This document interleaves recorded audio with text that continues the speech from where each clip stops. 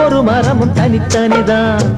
கூட்டத்தில் இருந்தாலும் மனுஷன் எவனும் தனி மரம்தான். சமுதாயம் என்ன போடா, வீடு வாசல் என்ன போடா, சமுதாயம் என்ன போடா, வீடு வாசல் என்ன போடா.